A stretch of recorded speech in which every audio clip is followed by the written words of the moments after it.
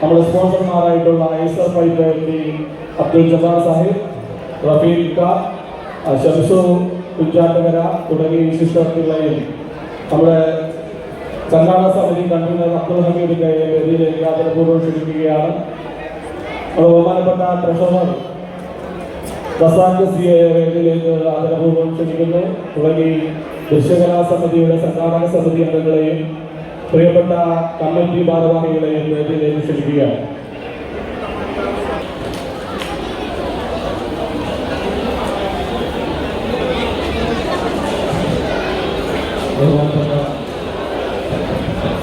അധ്യക്ഷൻ സംഘാടക സമിതി ചെയർമാൻ പി കെ വേദിയിലിരിക്കുന്ന മാപ്പിള ദൃശ്യകലാ സമിതിയുടെ ഭാരവാഹികളെ, സംഘാടക സമിതി ഭാരവാഹികളെ, പ്രിയപ്പെട്ട സ്പോൺസർമാരെ, ഞങ്ങൾ ക്ഷണിച്ചീകരിച്ച് ഒന്നിച്ചേർന്നിട്ടുള്ള കോലുകളി മത്സരത്തിൽ പങ്കെടുത്ത ഒപ്പന കളിക്കുന്നതിന് വേണ്ടിയിട്ടും ദഫ് കളിക്കുന്നതിന് വേണ്ടി എത്തിച്ചേർന്നിട്ടുള്ള കലാകാരന്മാരെ, പ്രിയപ്പെട്ട നാട്ടുകാരെ, സുഹൃത്തുക്കളെ, അസ്സലാമു അലൈക്കും.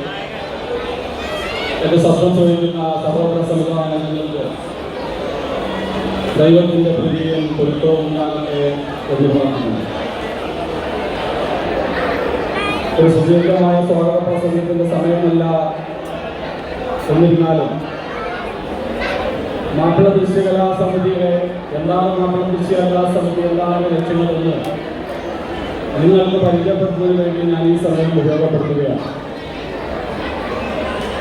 2015 ഈ പുക്കാട്ടുപടിയിലെയും അമ്പനാടിലെയും കലാസ്നേഹികളായ ഒരു പക്കം ആളുകളെ പ്രവർത്തിച്ചുകൊണ്ട് തുടക്കം കുറിച്ചതാണ് മാപ്പിള ദൃശ്യകലാ സമിതി പുക്കാട്ടുപടി എന്ന സംഘടന. 2016 ഉദ്ഘാടനം വളരെ ബൃഹത്തായ രീതിയിൽ കോൽക്കളി മത്സരവും പുക്കാട്ടുപടി വയറോസ് ജംഗ്ഷനിലുള്ള ഗ്രൗണ്ടിൽ അന്നത്തെ ഫാത്തിമ ചൗധരിയുടെ സ്പോൺസർഷിപ്പോടുകൂടി വളരെ ഗംഭീരമായി 12,000 ആളുകളുടെ പങ്കാളിത്തത്തോടുകൂടി വളരെ ഗംഭീരമായ പരിപാടി സംഘടിപ്പിക്കുകയുണ്ടായി.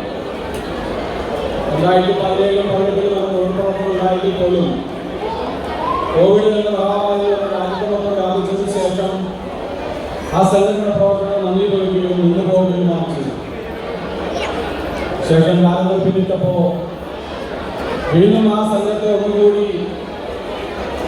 ഉണർത്തിക്കൊണ്ടുവരണമെന്ന് സംഘാടക സമിതിയും ആ സംഘടനയിലെ പഴയ ആളുകളും പുതിയ തലമുറയിൽപ്പെട്ട ആളുകളും കൂടി ആലോചിച്ച് ആഗ്രഹിച്ചപ്പോൾ കഴിഞ്ഞ വർഷം വീണ്ടും ദൃശ്യകലാ സമിതി എന്ന് പറയുമ്പോൾ ഒരു ഭാഗം ആളുകൾ ചേർന്ന് ഒരു മതത്തിൽപ്പെട്ട ആളുകൾ മാത്രം ചേർന്നുകൊണ്ടൊരു സംഘം രൂപീകരിച്ച് ആ സംഘം പ്രവർത്തനം ആരംഭിക്കുമ്പോൾ ആ സംഘത്തിന്റെ പേര് മാപ്പിള എന്ന് കൂടിയാകുമ്പോൾ ഒരു വിഭാഗം ആളുകൾക്കെങ്കിലും വളരെ കുറഞ്ഞ വിഭാഗം ആളുകൾക്കെന്നാണെങ്കിലും അതിൻ്റെ അകത്ത് മാപ്പിള ദൃശ്യകലാ സമിതി മാത്രമായിട്ട് സംഘമാണ് എന്ന് പറയുമ്പോൾ ഉണ്ടാകാവുന്ന ചെറിയ തോതിലെങ്കിലും ഉണ്ടാകുന്ന ഒരു കൺഫ്യൂഷൻ നമ്മുടെ നാട്ടിൽ ഉണ്ടായിട്ടുണ്ട്. ഇതിന്റെ ഭാരവാഹികൾ വിവിധ രാഷ്ട്രീയ സംഘടനകളിൽ പ്രവർത്തിക്കുകയും മതസംഘടനകളിൽ പ്രവർത്തിക്കുകയും സാംസ്കാരിക സാമൂഹിക രംഗത്ത് പ്രവർത്തിക്കുന്ന ആളുകളാണ് ഈ മാപ്പിള കലാസമിതിയുടെ സംഘാടകരായി പ്രവർത്തിക്കുന്നു എന്നുകൊണ്ട് അതിലൊരു മതേതരത്തിന്റെ സ്വഭാവം കടന്നു വരേണ്ടതല്ലേ എന്നൊരു ധ്വനിയും ഒരു സംശയവും നമ്മൾ കേൾക്കുവാൻ. എന്താണ് മതേതരത്വം, എന്താണ് മതവിശ്വാസം? വളരെ വിശാലമായ അടിസ്ഥാനത്തിൽ, വിശാലമായ പ്ലാറ്റ്ഫോമിൽ, വിശാലമായ ചർച്ചയ്ക്ക് വിധേയമാക്കിയ വിഷയമാണ്.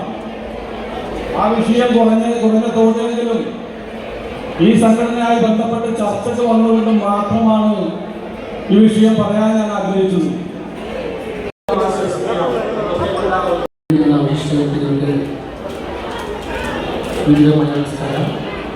ഒരു ഫോമൽ പ്രസംഗത്തിന് ആവശ്യമെന്ന് എനിക്ക് തോന്നുന്നില്ല. കാരണം ഒരു ഫണ്ടിൽ നിന്നും എല്ലാവരും എനിക്ക് അറിയാവുന്ന ആൾക്കാരാണ്. അപ്പോൾ ഒരു ഉദ്ഘാടകൻ എന്ന രീതിയിൽ ഇവിടെ വരാൻ സാധിച്ചത് എനിക്ക് സന്തോഷമുണ്ട്. അപ്പോൾ നാട്ടിലെ ഒരു പ്രോഗ്രാമിന് എനിക്ക് തോന്നുന്നു ആദ്യമായിട്ടാണ് ഒരു ഉദ്ഘാടകൻ എന്ന രീതിയിൽ വരുന്നത്. കാരണമുണ്ട്, ഇതിനു മുമ്പും പല സമയത്തും സമീപിച്ചിട്ടുണ്ട്. അട്ടാഫ്ക പോലുള്ള ആൾക്കാർ ഒരുപാട് നാൾ വിളിച്ചിട്ടുണ്ട്. പക്ഷെ ആ സമയത്തൊന്നും എത്തിച്ചേരാൻ സാധിച്ചിരുന്നില്ല. അപ്പോൾ വിളിച്ചപ്പോഴും ഈ പരിപാടിയുടെ ഒരു ഇമ്പോർട്ടൻസ് മനസ്സിലാക്കിയതുകൊണ്ടാണ് അതിന് കുറച്ചൊരു പ്രയോറിറ്റി കൊടുക്കാൻ വരാൻ തോന്നി അത് വന്നതാണ്. പിന്നെ ഞാൻ പറഞ്ഞു ആദ്യമായിട്ടാണ് നാട്ടുകാരെ അഭിസംബോധന ചെയ്ത് സംസാരിക്കുന്നത്. പിന്നെ ഇതിനൊരു പ്രത്യേകത തോന്നി എന്താണെന്ന് വെച്ച് കഴിഞ്ഞാൽ എടുത്തു പറയേണ്ട ഒരു കാര്യമാണ് നമ്മുടെ മാപ്പിള പാരമ്പര്യ കാര്യം.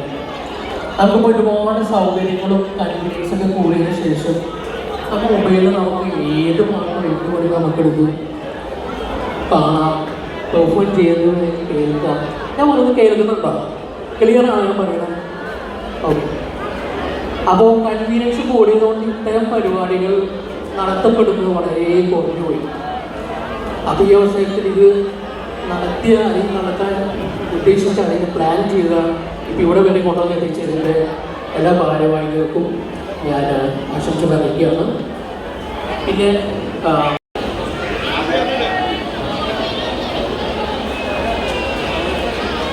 ഓക്കെ കൊടുക്കേണ്ടത്